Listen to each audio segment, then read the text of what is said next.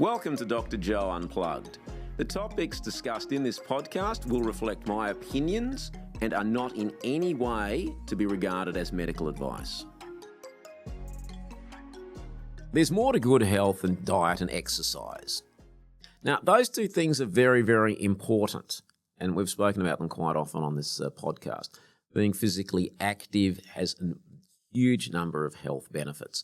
But we also know there's the person who's fit and, jogs along the beach and can drop dead of a heart attack, and it's not a force field against cancer, but it's very important. And we also know that eating the right foods is important, putting the fuels into our body. But if we use one of my favourite analogies, which is a car, there are a number of components necessary for the car to run well. You need to put the right fuels into it. You need to have the tyres pumped up. But you also need to have coolant in. You need to have oil.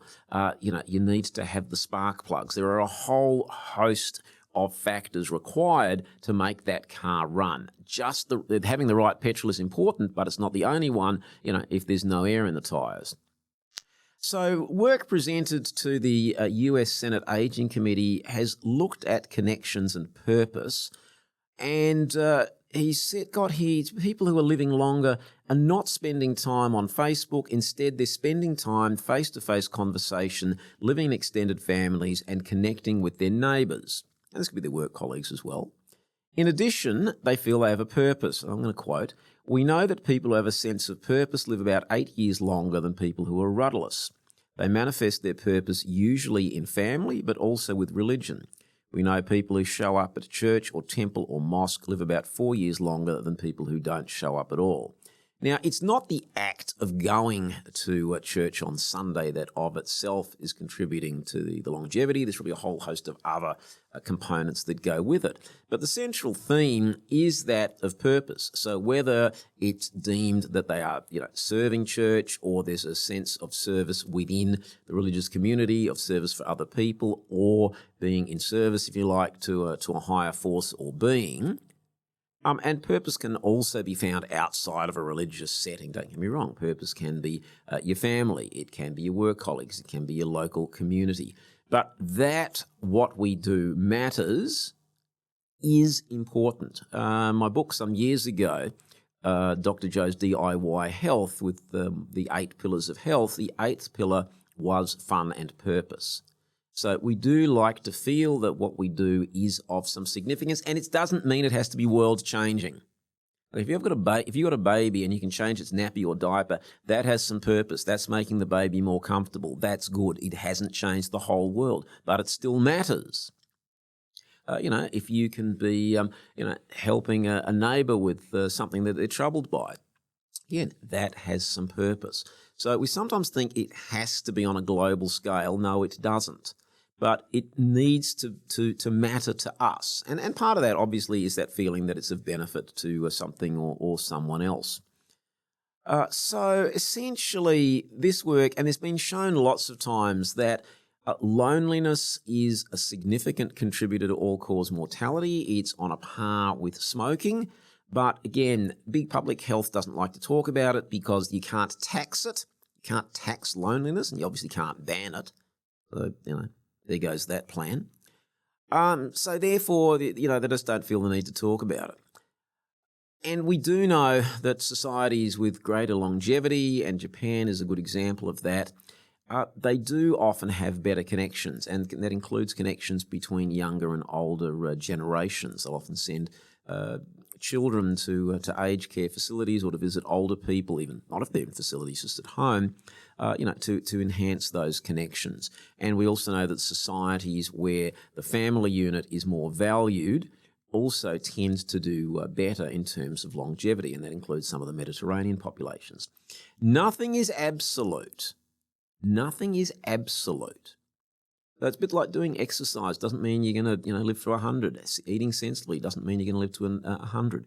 But the more you can do that is beneficial for your health, the longer you're likely to live. And ultimately, we're all on this planet for a finite length of time, and I think we all know that, and we all accept it.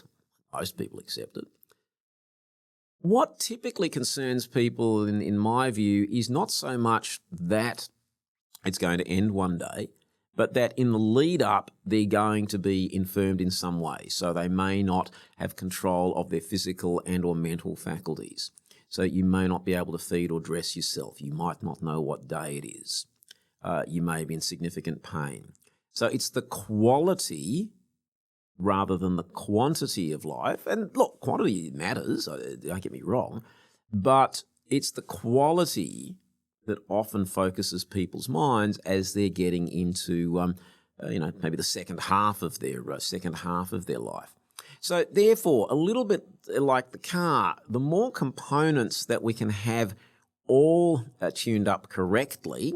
So yes, we've got the right air pressure in the tyre, we've got the right coolant, it's topped up, we've got the windscreen wiper fluid topped up, we've got oil in, we've got the right fuel in the car, we've had it tuned periodically. So the more we're doing to look after the car, the longer the car's going to run and the better it's going to run and the less trouble it'll get into.